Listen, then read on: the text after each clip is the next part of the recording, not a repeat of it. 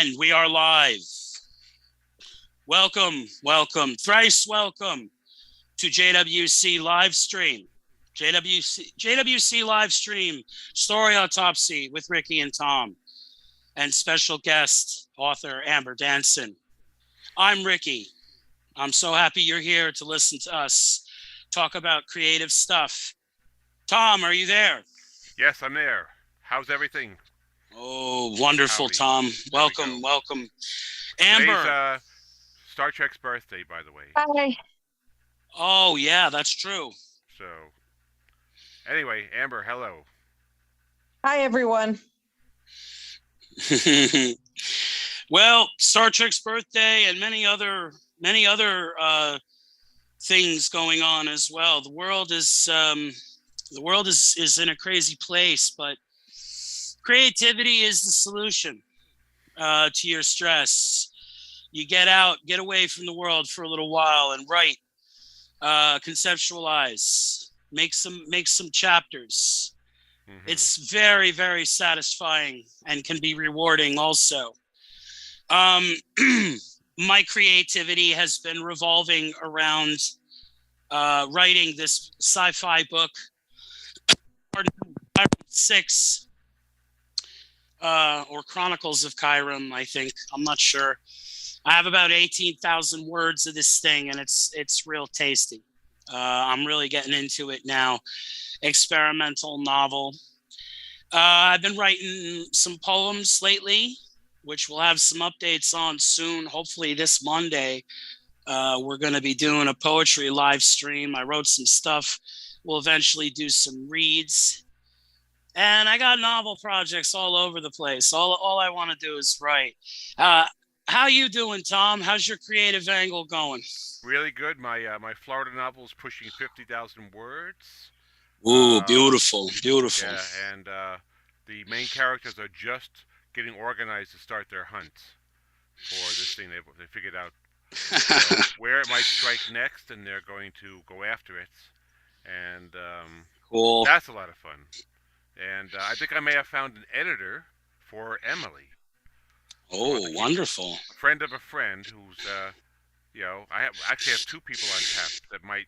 I have that person that works for Marvel, does content editing, and another person that is always looking for, things. I said I can't afford $1,500 to have my book edited, because it's 750 pages. I said, well, maybe if you just let this person read it, they'll edit it for next to nothing. I said, next to nothing sounds like a good price, and well, yeah, here's the thing. I mean, sometimes it's like you get what you pay for.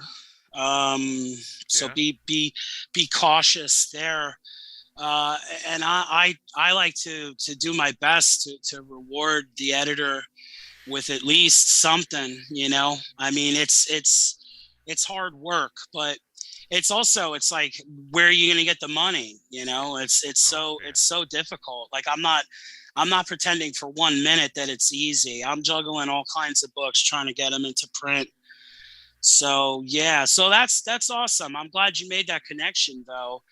And have you been working on The Bride lately? Yes, I did some more some more today. She's about 60, maybe 15,000 words.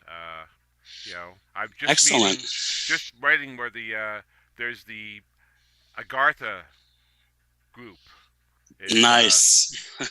One is basically they've elected to help the bride and the monster from behind the scenes, and and Dr. Frankenstein wants to make sure it's her, because he said they've been tracking the monster, and every once in a while something happens to the monster, like he gets set on fire, or he gets thrown into a pit, or he gets rocks dropped on him. Because something is doing this, and we suspect it might be the bride, because he went back to the castle, and they found no bodies. So they said they both probably escaped, and so it's a ton of fun. So far. No, I mean, I knew it would be. That concept is great, and you're making real progress on it. 15,000 words, great, man. Keep throwing down. That's wonderful news. Yeah. I'm wondering if sooner or later it's going to just catch fire, and I'll just write it. Rip through it. Yeah, absolutely. You know how it is. It's always the beginning of a novel is always the hardest thing to get going, and then once you're like on your way to halfway through, I feel like it's all downhill from there, and not in a bad way, in a convenient way. Because the setup is hard. You got to get everything right. Well, that's awesome, Tom. Glad to hear it. Now, Amber, how about you? What have you been doing creatively lately? I've been in a little bit of a creative slump, but I've been managing to work a little bit here and there on short stories and one of my various projects. I have a lot to choose from, so I have a lot of variety if I have issues writing. That's good. It's good to have a bunch of muse ports and juggle concepts to see which one wants to happen. I got a bunch of stuff in outline just in case, but then it's like trying to focus, maintaining the focus on what it is that needs to get done. That's its own battle. Right. Yeah, well, hey, the muse comes and goes, man. I mean, I wrote a couple days this week, but I didn't write every day, but I write at least like 600, 700 words when I can.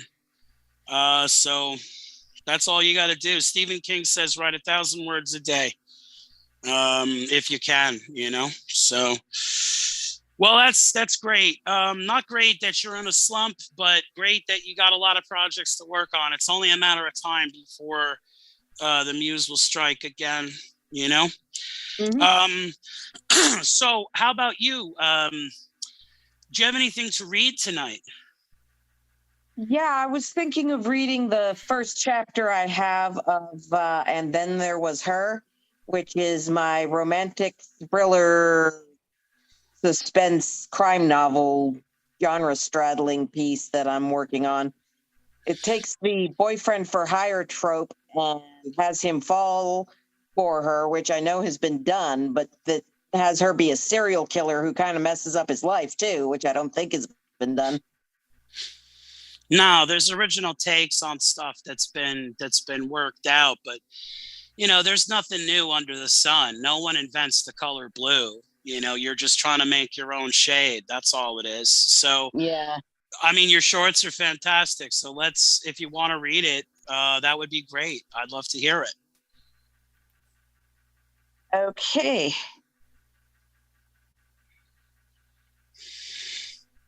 Can you see it, guys? Right now, I see your name.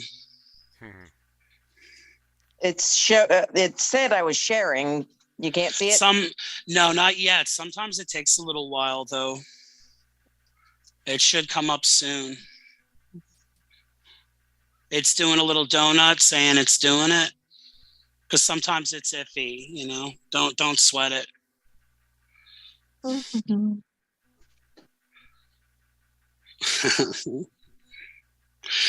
It'll work out.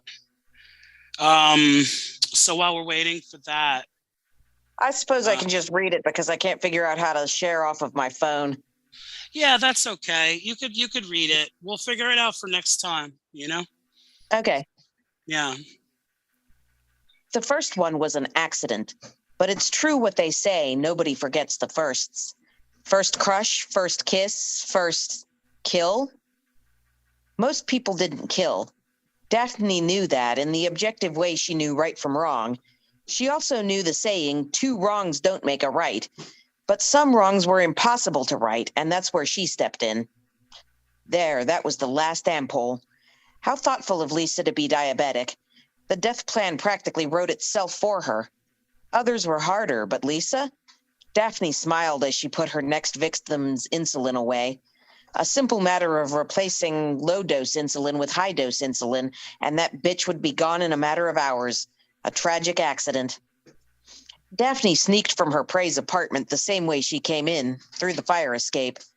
An all-black outfit with an androgenizing bulletproof vest over top rendered her memorable but mysterious.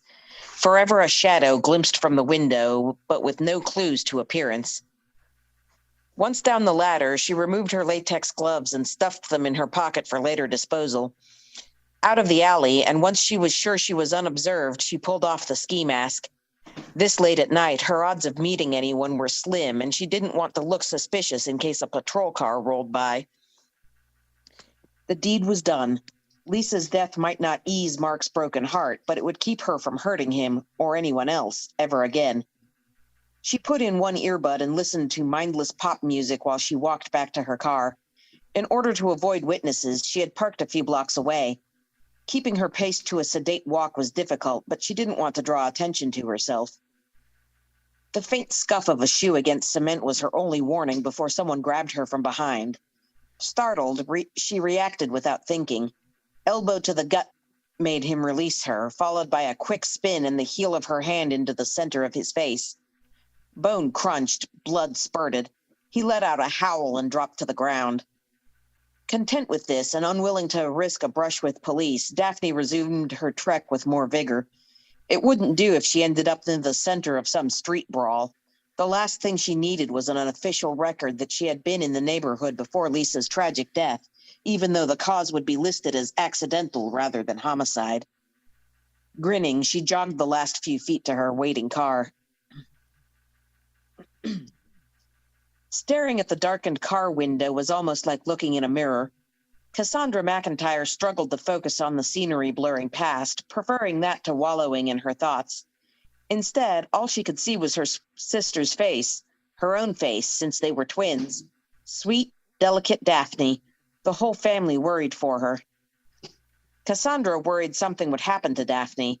That one day she would arrive at a crime scene and would get the strange sensation of looking into a mirror while looking at her sister's dead body. Daphne was nice to a fault.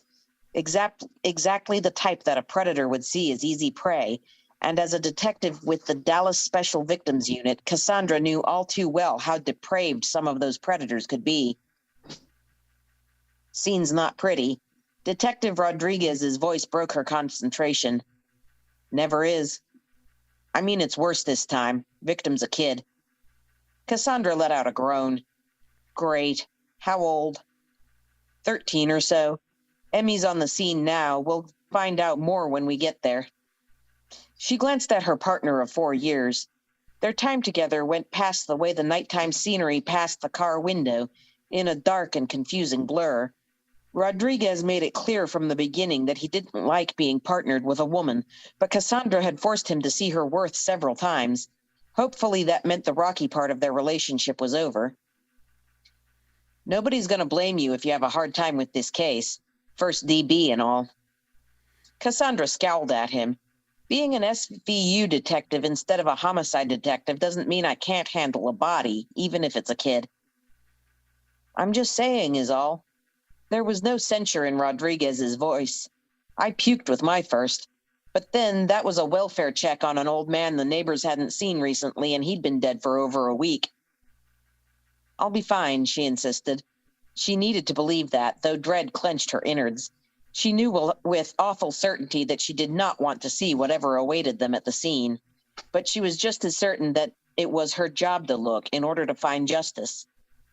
An unintelligible voice came over the CB radio, crackling through the static. Rodriguez responded with a 10-4, although Cassandra doubted he understood what had been said any better than she did. They rode the rest of the way in silence. The scene was already swarming with local Leos and CSIs. Yellow tape cordoned off the area, keeping the onlookers from tromping through their evidence and mucking it up. From where they parked, Cassandra could see the medical examiner kneeling on the pavement, with several officers around them and some sort of blob in the middle. Trepidation filled her, but she climbed out of the car and walked toward the crime scene, peripherally aware of Rodriguez following her. It was exactly as bad as he'd predicted. One small body, naked and bloody, barely pubescent, too much the way some predators liked them. Easy enough to see why SVU had been called in. What do you got? She asked the medical examiner. Chris shook their head. One sad case is what we got. Details, please. Rodriguez's tone was on the harsh side, but even he was avoiding looking too closely at the young girl's body. Been dead about 12 hours. Signs of trauma, probably raped. Then the sick bastard stabbed her so many times, it's going to take me a bit to count them all. She would have been alive through most of it. Cassandra's jaw clenched. You recover semen? Gonna run a rape kit when I get her to the morgue. I sure hope so. Whatever animal did this to her, I don't think he's gonna stop with her. Rodriguez's face became grim as he contemplated the possibility of an emerging serial killer. Just what we need. Crime of passion? Cassandra forced herself to look closer at the sad scene. One of the stab wounds went straight through her nascent breast and another took her in the gut. Either that or one sick son of a bitch. With methodical, unhurried movements, Chris unfolded the dark, stark body bag, a gloomy end to a bright, beautiful girl. We have an ID? Rodriguez shoved his hands in his pockets and focused on the ME rather than the body. Not officially, but my guess is this is what's left of Maria Jimenez. Chris sighed and sat back on their heels. Heads nodded all around. Though it was difficult to tell with the amount of blood marring her features, the dead girl did bear a strong resemblance to the missing one. When will we know for sure? Cassandra put on a glove and closed the body's glazed, staring eyes. Let me get her back, clean her up, and take a pic. You can show it to the parents for a positive ID. Cassandra grimaced and rose from her crouch. Notifying the family is never easy. How would you know? You've never had to notify one. Rodriguez folded his arms. Hush you. I've heard talk. Now who's gonna come with me to the you gonna come with me to the lab or not? Cassandra strode toward the cruiser with swift steps. Yeah. Rodriguez gave the whole scene a once-over before he joined his partner at the car. You want me to take lead? When we talk to the Jimenez parents, I mean. Her lips curved at his diffident tone. I'll take it. I'll do my best, but I'm glad you're along in case I mess up. No problem. He flashed his customary cocky grin, but his eyes were haunted. Before long, the unpleasant task was accomplished. A picture shown to Julio Jimenez positively identified their victim as Maria Jimenez. The bright future of a young girl cut short, her parents left bereft and demanding answers. Cassandra gritted her teeth through the ordeal, knowing it was necessary to let them grieve in their own way. If raging at her for her lack of information made their loss easier to bear, so be it. Once safe inside the cruiser again, she cranked the radio, blasting country music while she stared out the window. Hopefully, Rodriguez would gracefully ignore her tears if she could make it clear she wanted no false words of comfort. Someone had to be the bearer of bad news. But that did not make being the messenger any easier. Back at the station, Rodriguez passed her a fast food napkin before he climbed out of the cruiser without looking at her. Grateful for the privacy, she mopped her face, blew her nose, and joined him inside. A stack of paperwork awaited them both, most of it relating to other cases. Looked like they had time to catch up, since they couldn't move forward with the investigation without the ME's report. Neither bothered mentioning to the other that they would be unable to sleep after seeing that poor girl lying stark and bloodied under the streetlights. Briefly, Cassandra wondered if Daphne would worry for her, then dismissed the thought. Daphne had been sound asleep when Cassandra left.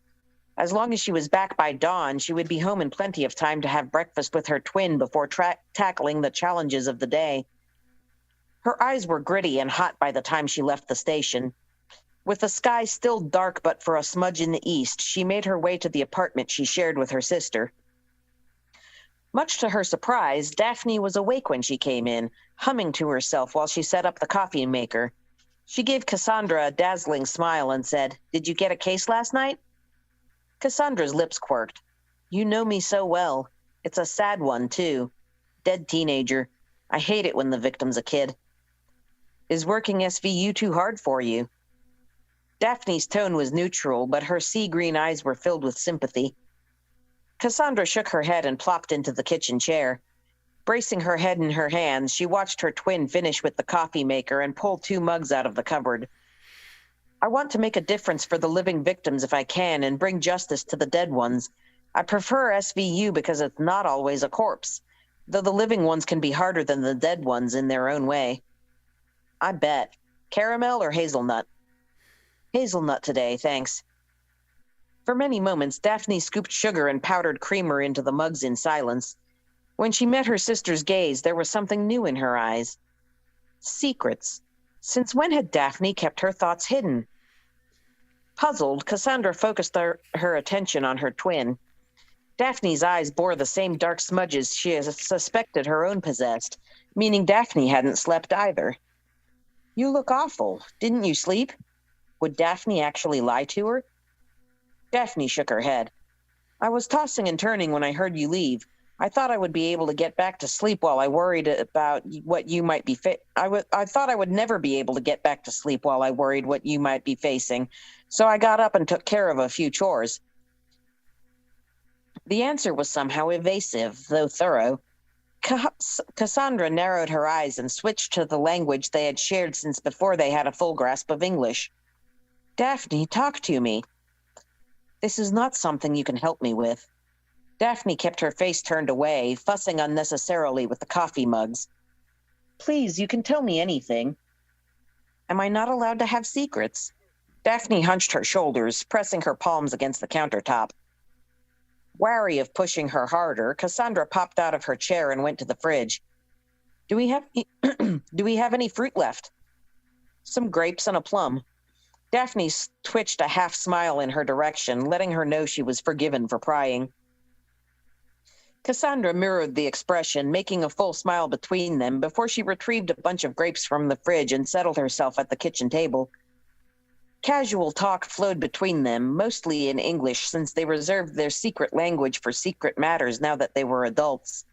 Cassandra unloaded the difficulties of the day into her sister's sympathetic ears, then Daphne did the same.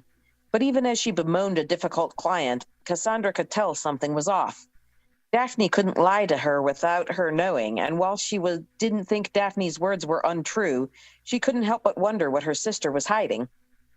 There was something important, something Daphne wasn't telling her. Being excluded hurt, though Daphne was technically right about having secrets. After all, Cassandra didn't tell Daphne the grisly details of that poor girl's death. Maybe it was something Daphne needed to process on her own. Strong coffee helped Cassandra power through the day despite not getting much sleep the night before. When 8:30 rolled around, she made her way back to the station, ready for her normal shift. By the time she got in, the ME's report was ready. Cassandra settled at her desk to study it, saddened by the details she wished she didn't have to know. 14-year-old Maria Jimenez, raped, strangled, and stabbed. Cause of death, undetermined homicide. No semen present, no skin cells under the fingernails, no defensive wounds. Traces of Rohypnol in her system. Cassandra let out an angry sigh. Hopefully being drugged meant she was too out of it to notice what was happening to her, but her final moments had not been pleasant. With so little evidence, proving anything in this case would be difficult. Media's going to bury it, Rodriguez said in a glum voice. Cassandra looked up. What makes you say that? You know why. Dead white girl, everyone wants to know, and it hits national news. Dead Mexican in this part of the world? She'll be lucky if she makes the local papers. The truth stung. Documented or undocumented, the media simply didn't care about a dead Mexican of any persuasion. Maria deserved justice, but she wasn't likely to see it. He'll strike again, she said, voice hollow. We both know that. He'll keep killing, and his underage Latinas, that's who will suffer the most. Because there's nobody but us to stop him, and there's nothing either of us can do to find him until he starts to get careless. He nodded, his face set in grim lines. So let's make the most of this one while it's hot then. Cassandra pulled away from her desk. We need to trace her movements on the day of her disappearance and see if we can track down anyone who saw a suspicious vehicle or a creepy dude or something around that time. Rodriguez cracked a smile. You got it. Been a couple days since her parents made the report, but memories should still be fresh. Together, they hurried to Rodriguez's car. Better to be incognito questioning people rather than roll up in a squad car. I was thinking, Cassandra said with a sideways glance at her partner. Sounds dangerous. She huffed out a laugh. Yeah, maybe. Thing is, best friends are more likely to know what a teenage girl is up to than parents are. Do we know if Maria had a confidant? We'll find out, he assured her, before turning his focus to driving. end, I got a little more, but not a whole chapter. Well, that was some great stuff. I mean, brutal. The crime scene, your voice of law enforcement and the streets, shadowy, brutal. You know, the stresses, pulling all-nighters and stuff, and her homecoming to the apartment, the shelter that was there, the heart space between the sisters. You know, the brutal realities of the criminal underworld in America or anywhere in the West, really. A great read, too. Really brutal stuff, man. Tom, what did you think of that read? Nice and gritty. I like that. It was. Do you have any background in working with law enforcement at all, or is it just a feel for it? Just appeal for it. I've always been interested in true crime shows and true crime books, and among other things. So Yeah, I've you just do pick up a lot. Yeah, and anything you take a great interest in, you pick up the terms, you pick up descriptions. Like I've studied the paranormal my whole life, so I sort of have a PhD in how to talk paranormal. So to speak, Yeah, right? yeah, So, without a doubt. I mean, Amber, have you read a lot of books like that too, or do you and you watch a lot of media like TV and movies? yeah. I've read a lot of Anne Rule and watched a lot of Forensic Files, Cold Case Files, all kinds of different things. Got to give me just a second. I'm getting my computer finally loaded, and I'm switching over to there because my phone's about to die. That's fine. You take your time. It was a great read, Amber. Thank you for that. Yeah, I mean, take a little bit. See, if I would take that material, I would sprinkle in a little. If I was going to turn it into a story for me, I would start sprinkling a little bit of. There's footprints here, and there's some scratches that on carpet or on the walls that we can't identify yet, and just take that to a slightly different level of mystery. You know. Yeah, no. It makes sense that those are the strengths of your voice. I mean, me, I'd want to know the weather. I'd want to know how filthy the street was, what condition the sidewalk was in. But you know, to each their own. I mean, it was it was written well, and it was a great read. But we all would juggle it like a little bit differently, you know. It's as good as anything in the type of genre I've read. Oh yeah, pulls you right in, right, Tom? Didn't it pull you in? Yeah, that's the key, is that you want to be transported into that terrible place without actually having to go there. Yeah, because it's monstrous. Yeah. Well, definitely. I mean, it's a horrifying subject matter too, and to deal with it so coherently, it's a lot of talent. Thanks again for reading, Amber. Tom, how about you, man? You have anything to read for us today?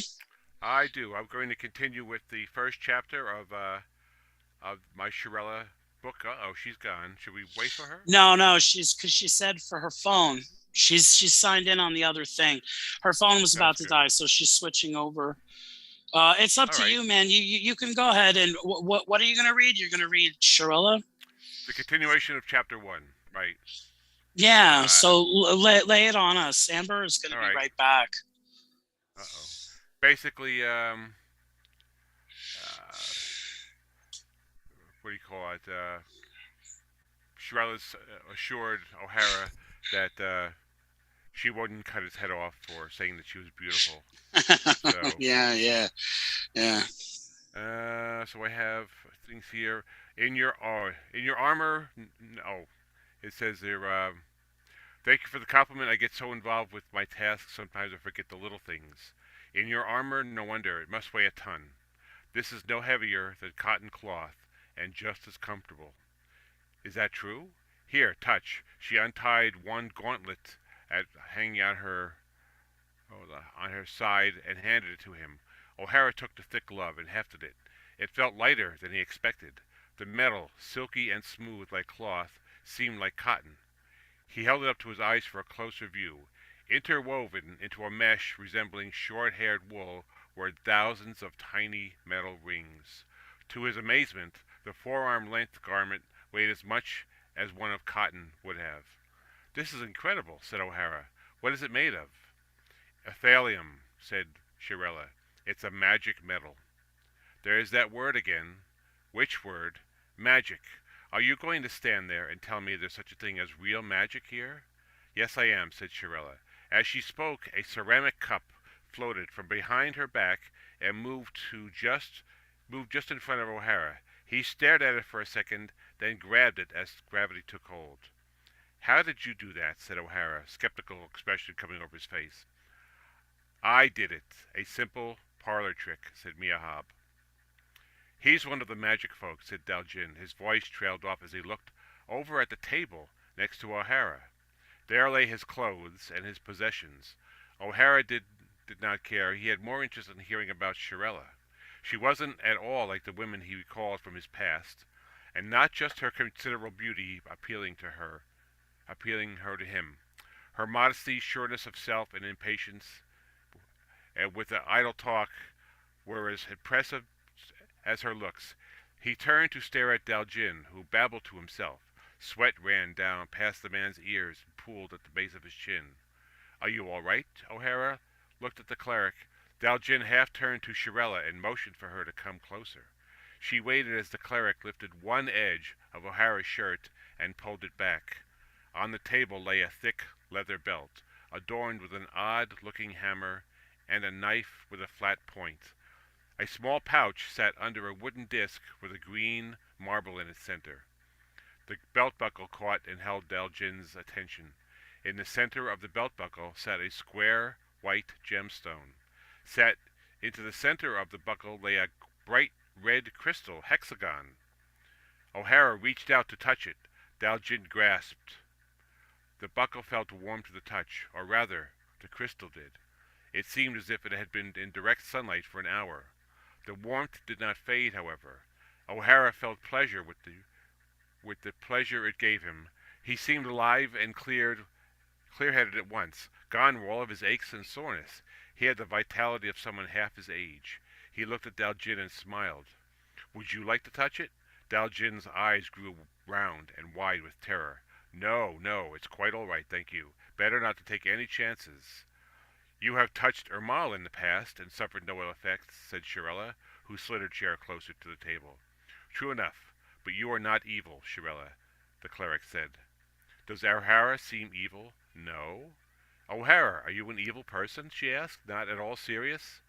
"I don't think so, but I am a little confused." "Shirella, be careful. A shard can and does have significant power over its owner."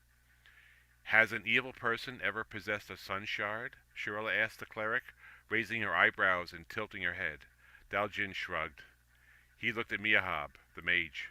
"None that I have ever heard of." The mage grew irritated. He pursed his lips together and drummed his fingers on the table. "It would help to check the Kyloris charts. It will have the shard's description in it." Miyahab looked at the cleric. Daljin avoided the gaze of Shirella as he got up and moved to the other side of the room. Shirella scrutinized the cleric as he turned up a lantern hanging over the small desk. "Why not call for Fraber?" said Shirella. "He has studied the shards and texts concerning the shards." Daljin ignored Shirella's suggestion and opened a thick-bound volume on the desk. He scanned it with one finger. "You don't trust my wisdom, Shirella?" The mage looked dubious. "Of course not. It's just an idea. If we need an illusionist, we'll call Freybeer." Miyahab held up a hand to silence Shirella. "I know he is also a mage, but he has different views of things than I do. Let's not confuse matters any more." "As you wish," said the warrior woman. She looked at O'Hara. "All will be clear soon." "I'm still confused," began O'Hara, scratching at his 2-day beard growth. What is your question? I have loads of them, but could I get something to drink first? Shirella smiled and rang a small bell on the table. A young servant boy approached, his fear in his eyes. Shirella turned and smiled at him. Come on, Hayater. He is friendly enough. He's also thirsty. Bring me the small jug in my saddlebag. I'm afraid of Gelt, Shirella. It's like he knows my every thought. He only knows if you mean any harm to me or anyone near me. Are you sure? He's been my companion for many seasons and has only attacked my enemies. Please try, okay? All right. The boy left. Shirella turned back. Your drink will be in a moment. Can you still talk? Yes, O'Hara. Whose Gelt? My horse. I understand. What is all the commotion about my belt? It's an ordinary belt except for this pretty stone here. This is new. He reached out to touch it again. As he touched it, a ring of blue light formed around his fingertip and spread across the surface of the red and white gemstone. Tiny sparks shot off the perimeter of the belt buckle and faded. A truly weird stone. It's no ordinary stone, O'Hara. It's a god shard. I'm lost. What does this mean, god shard? No, don't tell me. I'm cursed or something, right? No, no curses. There is a lot you need to learn being a stranger. She smiled. I have not met many strangers, and never one so new to Verema. O'Hara shook his head and smiled. Hayater returned the room with a ceramic mug and presented it to O'Hara. He took it and swallowed a mouthful. A fit of coughing followed, along with some tears. O'Hara savored the bitter sweetness, noting a hint of cinnamon and honey. He drank the rest. This is good. What is it, and can I get some more? Amber malt. It's a special brew I get in Islak. I see. He put the mug back in the waiting hands of the boy and looked Shirella in the eyes. All right now. Where am I? How did I get here? How did I get stuck with this rock? And what the hell am I supposed to do now? You do get to the point, O'Hara, said Shirella. Well, to start off with, I'm not the best person to ask about the fine details. For those details, you need a shard mage, one who owns a shard. Your problem will be to find the proper mage for your shard. How many of these shard mages are there? Oh, hundreds, maybe thousands. Verema is an enormous world. There are 15 grand mages, one for each shard. Aha! Daljin's voice in the corner. He picked up the book and brought it over to Shirella and Miyahab.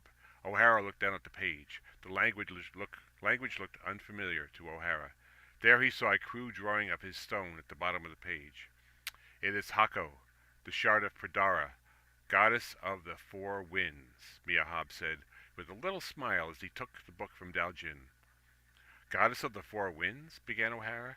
How did I get picked to have one of these shards? No one knows, Daljin began. One thing is certain, Khalid of Margurad is dead. He is, or rather was, a master sorcerer, and he used to own Hako. Khalid had not been a terrible fellow. We met several times over a flask of amber malt. Yes, he helped me last moon's harvest when our ship sank offshore, said Shirella. You are lucky. Those born in Margurad can breathe underwater, commented Miyahab, taking off his hat. He took a deep breath and extended his finger toward the red and white shard. Upon touching it, great sparks shot up his arm and across his shoulder and up his neck. The tiny jagged lights shot from the tips of his hair and discharged into the air. His hair then settled back upon his head. This is Pradara's shard, all right. A pretty tough goddess to please. Miyahab stood and went to another room. Tough? Said O'Hara. You need not worry, O'Hara. Daljin began. You are her chosen. All you need to do is worry about is living a moral life. Strive to do good for your fellow citizens, and she will look with favor upon you. You must judge each task brought before you on its own merit, no matter where they take you. What's Hako again? The name of your shard. Daljin packed his things. Thanks for coming so quick, said Shirella. It's my duty. Strangers must be bound as soon as they are awake. If you ever find another stranger in the mud in front of your house, send for me. You know where my temple is. Farewell, O'Hara. Daljin left in a bit of a hurry. O'Hara looked around. Where's Miyahab? He slipped out with Daljin. You'll get used to him. I need some air. O'Hara said, swinging his legs over the side of the bed. He wore an oversized pair of thick cloth leggings.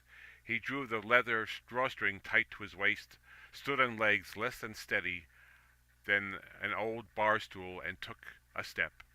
The mug of amber malt rose to his lips, and he drained it once more. O'Hara let the brew settle before taking a few more tentative steps. For the first time, he noticed the walls were composed of a jet black stone. In fact, the floor and ceiling were of the same stone. The room remained well lit, though only a small fire burned at a fireplace at the far end of the room. He moved into the next room, observing the obsidian-like stone everywhere he looked. A powerful hand gripped his forearm. Shirella eased up on her grip as he grew steady. "Come this way," she said with a smile. She led him down a short corridor. "How big is this place?" 3 bedrooms, a parlor, a kitchen, attached outhouse, and several other rooms. I haven't decided yet what to do with them. They came to a large black stone door, and Shirella pushed it open. Late afternoon light greeted his eyes, and he gazed out upon a large green field. At the right hand of the property sat a small misty swamp filled with still green water and clumps of algae. Vast green grassland stretched out before him, cut in half by a wide blue river near the horizon. Small sailboats clustered around a larger sailing vessel. The larger one seemed to be a merchant ship. Large bales of cloth lined up at the bow and along her port side. Tall mountain peaks lined up beyond the horizon to his left. He turned to his right and looked beyond the house and saw a village just a few minutes' walk from where he stood. "Seems like a peaceful sort of place," O'Hara said to Shirella, who sat on a stone bench wiping down a blue sword. Embedded at the end of the pommel sat a polished marble of sky blue, half as wide as her palm. "At least until the next pirate raid," came a low voice near his ear. O'Hara turned around to greet the person who had spoken. No one was there. He turned in a full circle to face Shirella. "Did you hear someone speak?"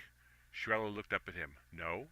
She held the sword up to the fading light and smiled. She swung the sword in an arc. As O'Hara watched, he felt a tug on the sleeve of his tunic. He lifted his right arm and found a small doll grasping several of the fronds at the end of the sleeve. Only as tall as his palm, it had no fur or hair on the reptilian body. 2 stubby wings protruded at the shoulder blades on the smooth back. The head, with its pointed ears, had 2 large brown eyes, a sharp upturned nose, and a thin-lipped mouth. "So, Buddy, what do you think of the place so far?" The doll spoke to him. O'Hara reacted as if bitten by a wasp and tried to swat him away. His hand brushed against air. The creature had disappeared. "I told you he would overact," came a voice from behind him. As O'Hara turned, he saw the little creature sitting on one of the 6 black stone benches arranged in a semicircle. O'Hara heard Shirella emit a short, throaty chuckle. O'Hara looked at her. She tried to maintain a serious face. The little creature appeared on her shoulder, hanging on to her little pigtail. "What is this?" O'Hara said, walking up to her and pointing. "That's who is this to you, bub," said the creature. "Oh, Lim, you can be such a nuisance," began Shirella. "I think you owe O'Hara an apology." "Who, me? What did I do?" "You scared him. He has only been here a half a day, and you want to scare him away." "That would take a lot more to do that," said O'Hara. "But he tried to scrape me off his arm like a bug or something," said Lim, ignoring O'Hara. "Because you scared him. If he had just blinked to my shoulder, I could have explained you much easier." "Oh, yeah, you're right." Lim squeezed his fists together and vanished. Shirella looked back at O'Hara. He hates to apologize. Other than that, Lim is very nice. He has helped me through several unpleasant situations. The Grylam are like tiny guides. Grylam, is that what he is? I thought he might be a fairy or a gremlin. A fairy? A gremlin? Ha! He thinks I'm a smelly, backstabbing gremlin? Now I'm insulted. Lim popped back on Shirella's shoulder. He folded his arms across his chest. Humph. "Lim, we're trying to talk. Go play with Gwyd." "But Gwyd isn't here, anywhere near here." At the moment he spoke, something much larger than Lim landed in the swamp behind O'Hara with a reverberating crash. O'Hara turned and saw a great finned reptilian head rise out of the water. It exhaled a cloud of steam. O'Hara went white and backed away. It's a dr. The word wouldn't come to his mind. He knew what the word was, but he couldn't say it. Shirella stood and placed a reassuring hand on his arm and lowered onto one of the stone benches. He's a dragon. A swamp dragon, if you'd like to know. Dragon. The exact word I tried to think of, I think. He looked at her. I thought you were kidding with this dragon business. Does he bite? Only if you want him to. His name is Gwyd. I raised him from an egg. He's friendly to those he knows. The community of Valtor, a few traveling merchants and dignitaries, some friends. So I'd advise you to be a friend. There's not many people on that list of yours. What about strangers? An interesting choice of words. If they mean no harm, he sits next to the road and watches them pass. Gwyd is big enough to scare anyone into behaving. He must be very intimidating. Not once you get used to him. Bandits and other invaders don't stand a chance, though. Loves to play with the village dogs. I'll try to remember that. O'Hara looked over at the big reptile. The swamp dragon rose from the mire, his nose sniffing the air. A squeal rattled O'Hara's ears as Gwyd gained solid ground on all 4 great feet. O'Hara stood frozen to the spot.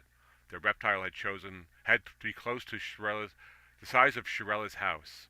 As O'Hara watched, mud and slime seemed to ooze from under the scales at every point on the creature's body. Gwyd moved up with deliberate speed until the ground. He came within 10 feet of O'Hara. He lowered his head and looked into O'Hara's eyes, shifting his eyes to look at Shirella. Gwyd, this is O'Hara. He's a friend. I want you to get his scent and remember him. He's to be protected as you would protect me. Understand? The majestic head swung back to face O'Hara.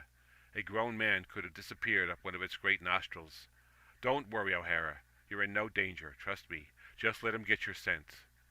O'Hara shrugged as the head neared him.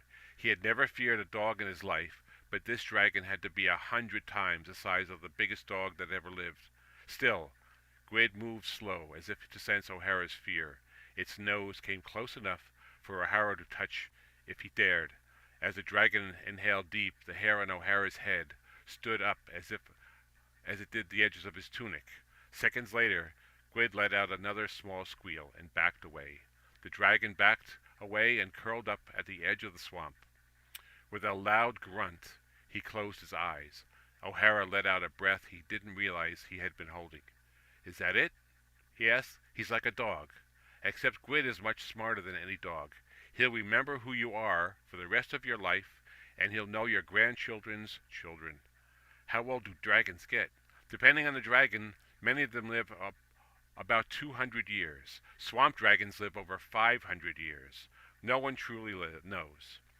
O'Hara shook his head and whistled. Gwyd picked up his head at the sound, snorted, and went back to sleep. Mud continued to ooze out of the creature's sides, creating a sloppy ring around Gwyd. The sun had set, and now the red disk faded. O'Hara took a deep breath. The air felt fresh. Yes, he liked it here much more than where he had come from. Wherever it had been, he watched as Shirella gathered her things and moved inside. He leaned against the warm wall and watched a tiny light move across the horizon from left to right.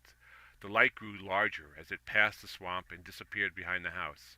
Seconds later, it reappeared, traveling from right to left. It got larger now and closer. The light now bobbed up and down with a regular beat. Fascinated, O'Hara could not stop staring at it. It had stopped moving across the open field and stayed in one place. A low-pitched droning reached his ears, like a wolf howling, very far away. The droning became a full howl as O'Hara realized the light came toward him. When the howl and the light were on top of him, he dove to the ground. The light passed over his head and banked right. He glimpsed teeth and claws. It sailed away in silence and flew out beyond the swamp. Once past the swamp, it turned back toward O'Hara. The howl began again. O'Hara sat up and looked around him. The stone benches sat on either side of him. An assortment of gardening tools leaned against a black stone shed. He crawled over to them and found a pile of fresh-cut branches. One, as thick as his wrist and stripped of his bark, fit his hand. He grabbed it and stood quick. He struck a pose he knew in his bones to be the correct one for hitting something like this light. The short pole pointed behind him at an angle, his left elbow cocked slightly out, his right arm folded against his ribs. He spread his feet. At that moment, Shirella stepped out to check on him. "O'Hara, what are you doing?" She saw the light out of the corner of eye and then looked at O'Hara's stance. She smiled to herself and stepped back to watch. Her right hand rested on the pommel of Bluebone, her sword, her birthright. It pulsed once, signaling its readiness to feed. O'Hara bent his knees a little. "Make good contact, O'Hara," said Shirella behind him. The howling hurt his ears, and he flinched. The creature became visible for an instant. He saw an impressive pair of wings and a mass of sharp teeth. O'Hara raised his left foot off the ground and swung level to the ground. O'Hara made contact with the creature. Solid contact with the creature. It felt as if he had hit a pumpkin, but it didn't burst open. Instead, it shot into the darkness. He watched as the tiny light flipped end over end. It landed near the edge of the swamp with a wet crunch. Satisfied, he dropped the stick on the ground. He looked at Shirella. She lit a lantern hanging from the wall of the house. "Good swing," she said. "You'd be good at rounders." "Okay," he said, not having any idea what rounders meant. He turned and walked toward the creature. "Where are you going?" "I want to see what the thing is." "No need, I can tell you." "And I thought you might. But what if the other creature eats it, some other creature eats it, before I get a look at it?" "No need. Even an Endru will not eat a howler." O'Hara stood in the dark, looking out of the circle. "All right, I'm curious. Why not? They taste terrible, smell bad too. Look." Shirella pointed toward the swamp. O'Hara turned his head. Gwyd had awakened. He moved his colossal head to the tiny spot of light. O'Hara heard the dragon sniff at it. The dragon's head shook in disgust, and he turned away. He closed his eyes and went to sleep. "They secrete a poison after death, deadly to just about every creature I could name. It will stand there, it will still be there in the morning. Come on." With reluctance, O'Hara returned to the circle of light. For the first time since spotting the howler, he noticed the goosebumps running along his arms. The air had grown cooler since sundown. Is it always this cool at this time of day? Another light caught his eye. O'Hara turned and saw a moon, half full. "No, Lokir's thaw has started. The season after ice over." "Ice over? I'm sorry, but I have so many questions." He stopped and he looked when he saw a second moon peeking over the horizon. "Many questions." "Then perhaps we can get them answered." Shirella and O'Hara turned to go into the house. O'Hara stopped. At the corner of the house, framed by the light of Valtor, stood a figure, the hat pushed back, and O'Hara saw it was Miahab, dressed in his blue robes. "Miahab, what brings you here?" "I came to see how our young man is doing," said the old man as he stepped into the light. He squinted in the darkness at the fading light of the howler. A smile crossed his face. "After I left, I got to thinking about O'Hara here, and had come back. Physically he seems sound. I suspect, however, that he needs much help here." Miahab pointed to his head. "Correct? Well, I figure I'm stuck here. I might as well learn as much as I can. I'm not in Nebraska anymore." Indeed. So that's the end of chapter 1. Fantastic. As always, whenever I hear a Shirella story and I go to Varema, I'm very impressed. It's a wonderful sword and sorcery setting. I like what you're doing with their palaver going back and forth. I like the magical infrastructure of that healing crystal on the belt. Was that one of the shards? These shards? One of the god shards, yes. He's the only stranger, or the first stranger, to ever inherit a god shard, which sets off an entire set of circumstances that are detailed in an ancient prophecy. I'll say no more. But this is the War of the God Shards. There's 5 sun shards, which are the good shards, 5 moon shards, which are evil, and then there are 5 dawn shards, which are try to keep peace between the two of them. They're neutral. Yeah, well, the idea that there's this kind of world building behind the voice and the chemistry that you have, I mean, it should satisfy any reader of fantasy. You know, like that whole thing with Lim where he was clinging on to his fringes, like you handled that like really well. That was very amusing. And then to contrast it with the appearance of the dragon, how the dragon shows up, and Sharella's just like, "Oh yeah, don't worry about him." And like, and there's no doubt in her mind. Like you don't. The thing about her is whenever you write her, she comes across as being powerful and like with it and confident and stuff. So like just how she comes out with that is this big dragon the size of a house comes walking up. It's like, Oh yeah, that's my dog. Yeah, sort of like. yeah, that's it feels like a pet. It does. And just her house and like the whole thing, the promise of what's to come, really, really fantastic. Yeah, Yeah, so yeah. I'd like to portray Shirella is a very tough character, strong, who can really handle herself, but she does not go around advertising it. She's not some blowhard. She doesn't No. say, yeah, I can do that, or I can do this. She just, if it needs something to get going, get done, she'll show up and she'll help. She'll help repair a church that gets struck by lightning. She'll dig a canal. She helps train soldiers. She's very capable, but like I said, she doesn't call attention to herself or her abilities. She's just, she just. Otherwise, she could take over the place if she really wanted. If she had a massive ego, she could really wreak havoc. But she says, nope, just want to live in peace. Once in a while something happens, we'll take care of it. I'll help. She's an authentic character, and she's consistently written, because when she's in the court of the king and that last story, if you, the audience, want to go back a couple weeks and check out that read where she's chaperoning the young prince to prince school, like that one was the same thing. When she was talking to this grizzled guardsman, some kind of like assassin, and she's just like it's nothing. Like she's, you know what I mean? Like she's talking to the waiter ordering her supper. Yeah. Like there's the king of the guards, says we need to kill her right now because she's killing my guys. And the king's like, no, I know, yeah. She goes, well, it was me mm-hmm. Yeah, yeah. I don't go out of my way to get them, but if they're gonna attack me, I'm gonna defend myself, absolutely. They keep coming at me to kill me. I have to put them out of action.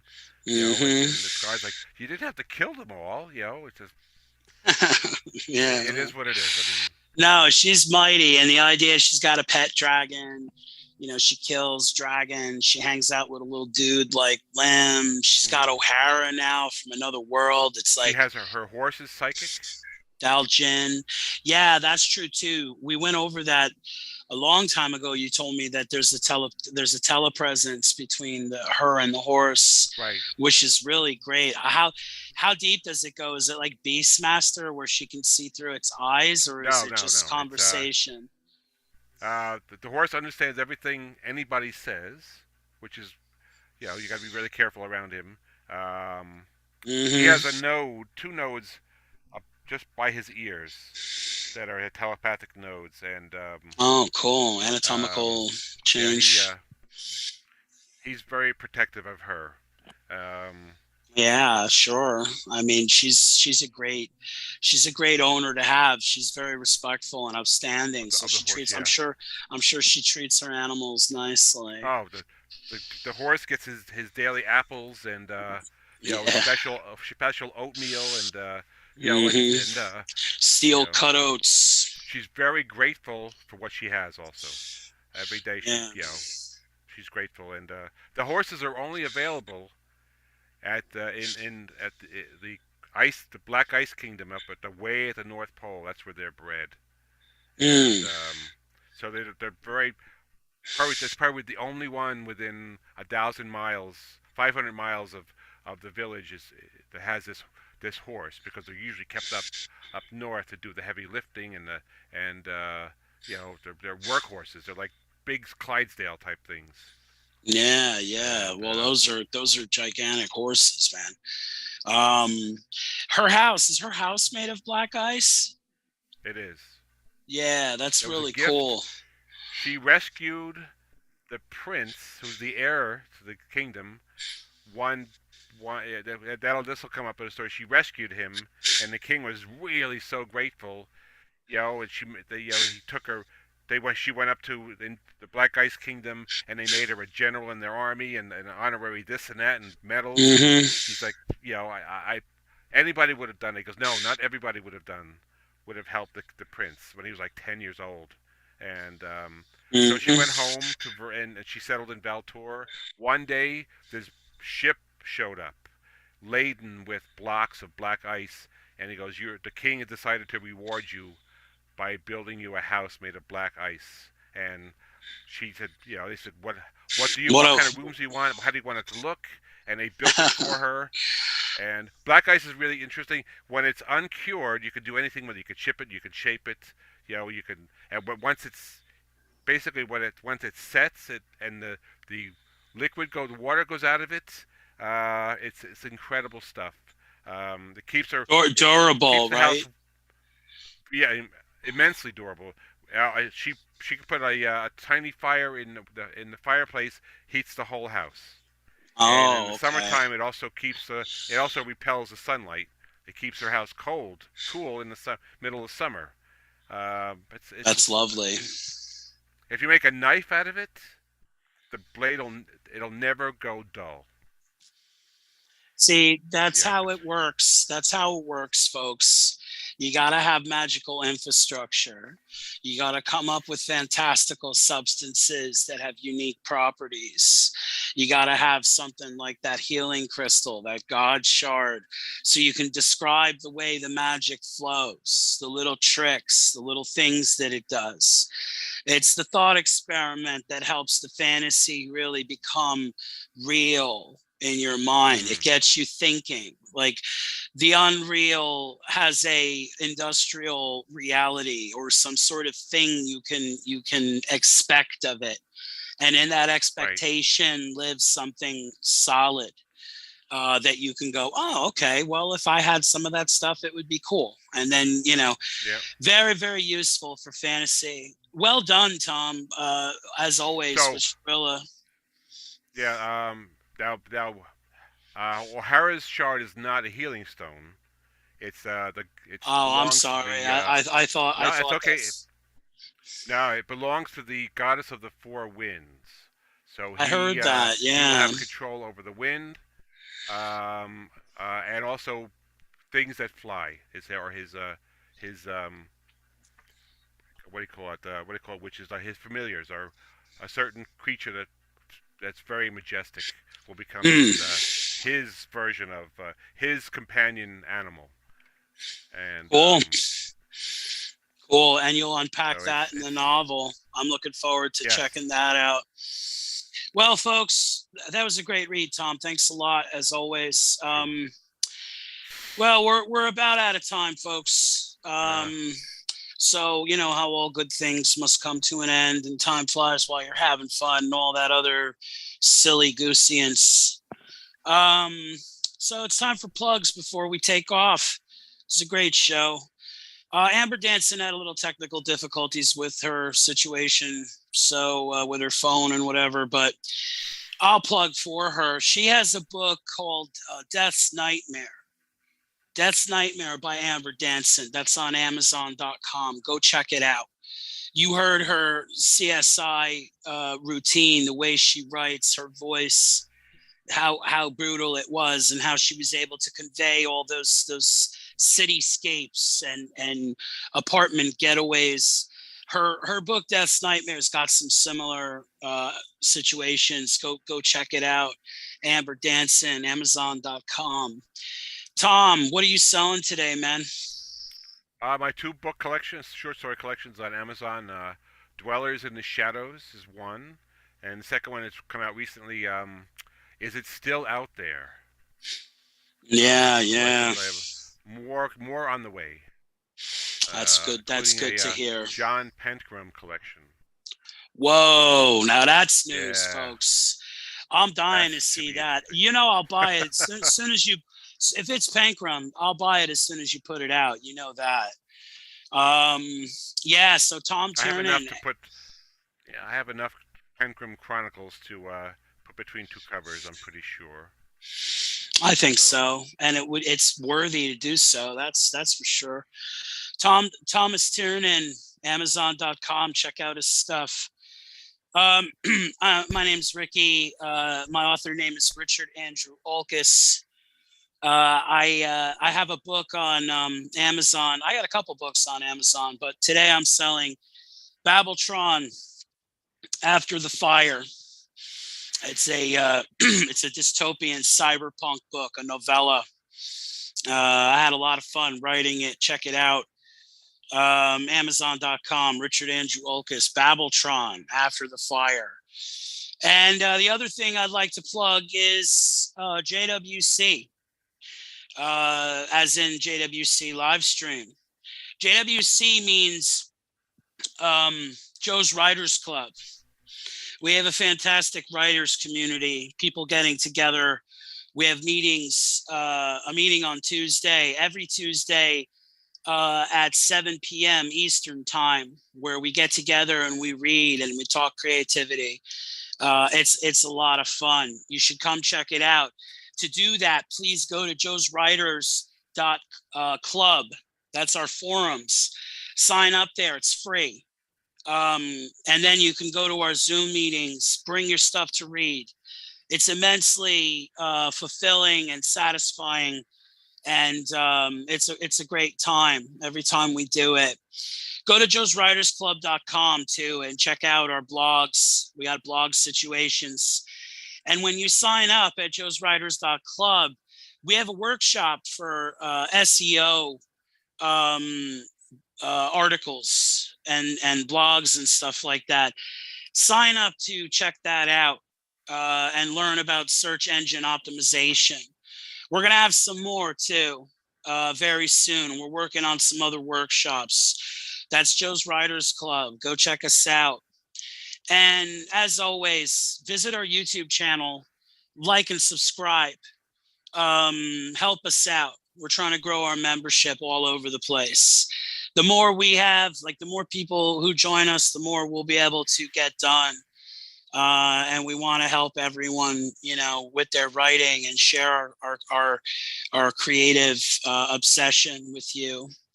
Tom, it's been a great show. Thanks a lot. I also want to thank Amber Damson. Hopefully we'll see Amber Damson next week too. And thank you all for watching. You guys take care. See you soon. Yeah. Seeing you. Yep, that's right.